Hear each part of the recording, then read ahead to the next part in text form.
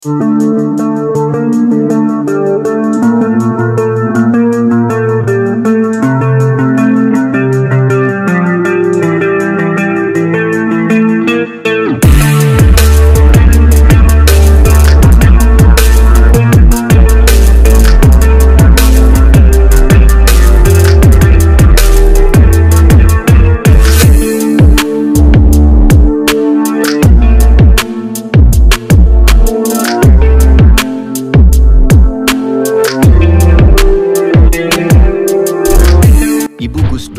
29 tahun saat sepeninggal Wahid Hasyim. Saat itu dia tak punya profesi yang menjanjikan. Tentu perlu bekerja keras sebagai orang tua tunggal untuk menghidupi anak-anaknya. Meski demikian, statusnya sebagai janda dari sosok berpengaruh seperti Wahid Hasyim, tentu itu bernilai lebih. Selama 14 tahun hidup bersama Wahid Hasyim, dia memiliki jaringan hubungan yang luas di Jawa Timur dan juga Jakarta, dan itu sedikit memudahkannya dalam karir. Salah satunya adalah usahanya menjadi pedagang beras. Dan perlahan pengaruhnya kian meluas.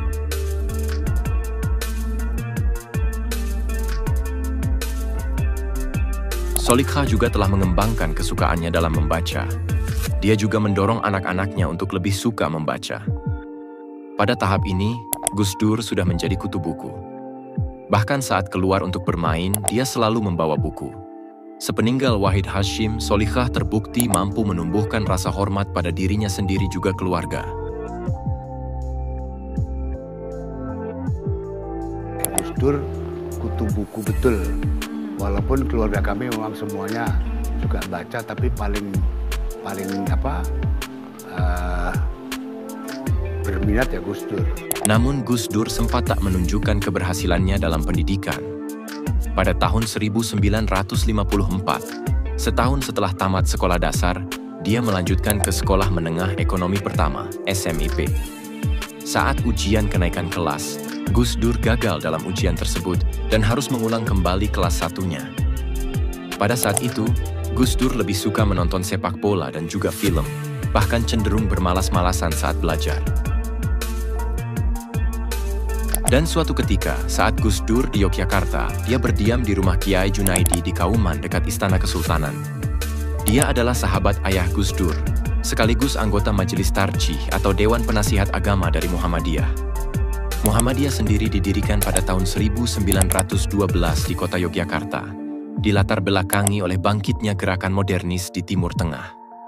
Saat itu Muhammadiyah memiliki visi mereformasi dan memodernkan pemikiran dan praktik Islam di Indonesia. Sementara Nahdlatul Ulama tergolong kaum tradisionalis. Namun keduanya memiliki hubungan dan kerjasama yang baik, salah satunya dalam gerakan nasionalis.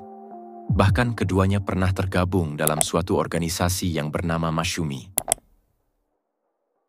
Namun pada tahun 1952, Nahdlatul Ulama memisahkan diri dari Masyumi karena antipati yang mulai membesar antara Muhammadiyah dan Nahdlatul Ulama. Sedikit ada pertentangan antara kaum modernis dan kaum tradisionalis dari kedua organisasi Islam tersebut. Oleh karena itu, tinggalnya Gus Dur atau putra dari petinggi Nahdlatul Ulama di rumah Kiai Junaidi, salah seorang pemimpin utama Muhammadiyah, adalah hal yang luar biasa untuk memupuk kembali hubungan yang baik antara kedua organisasi Islam terbesar di Indonesia tersebut. Sebelumnya, saat masih di Jakarta, Gus Dur sudah mampu berbahasa Inggris, bahkan sudah bisa membaca tulisan berbahasa Perancis dan Belanda. Sementara di Yogyakarta, Gus Dur juga belajar di Pondok Pesantren Al-Munawir Krapyak 3 kali dalam seminggu. Dia belajar dan juga sekaligus mengasah kemampuan berbahasa Arabnya pada Kiai Ali Masyhur. Pada tahun 1957, Gus Dur menamatkan pendidikannya di Sekolah Menengah Ekonomi Pertama, lalu melanjutkan belajarnya ke Pondok Pesantren Tegal Rejo yang diasuh oleh Kiai Kudori. Dan di saat yang sama, Gus Dur juga belajar dalam tiap paruh waktu kepada kakeknya, Bisri Shansuri. Gus Dur juga suka membaca buku-buku barat saat ada waktu luang. Selama 2 tahun, dia menyelesaikan pendidikannya di Tegal Rejo.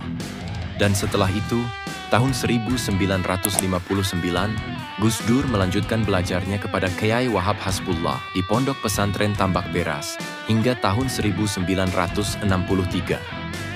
Sebagai seorang remaja, Gus Dur juga suka membaca sastra picisan, salah satunya buku tentang bela diri asal Cina. Karena ada banyak esensi ataupun nilai yang bisa berguna untuk kehidupannya. Salah satunya adalah kepatuhan terhadap guru. Gus Dur juga suka membaca buku berkaitan dengan Perang Dunia Kedua, juga orang-orang yang terlibat dalam peperangan itu. Selain itu, politik Amerika juga tak luput dari minat Gus Dur untuk mempelajarinya. Dia terpesona dengan jalan hidup Presiden Amerika ke-32, Franklin Delano Roosevelt dalam visi sosialnya. Dan di sisi lain, Gus Dur juga menaruh hormat pada Presiden Amerika ke-33, Harry Truman dengan kepribadiannya yang sederhana. Selanjutnya, Gus Dur semakin serius dalam dua macam bacaan, yaitu pikiran sosial Eropa dan banyak novel besar Inggris, Perancis, dan Rusia.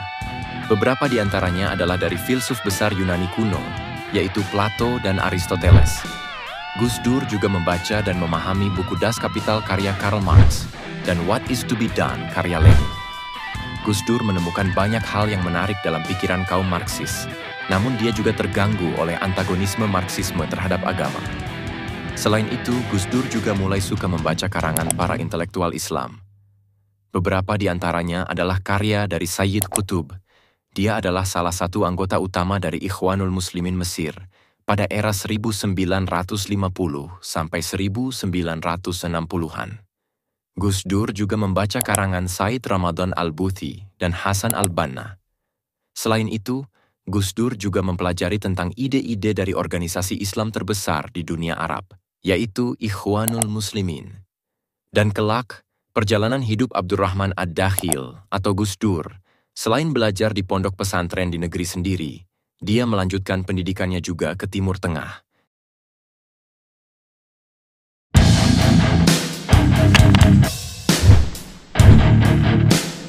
Do it! Just do it!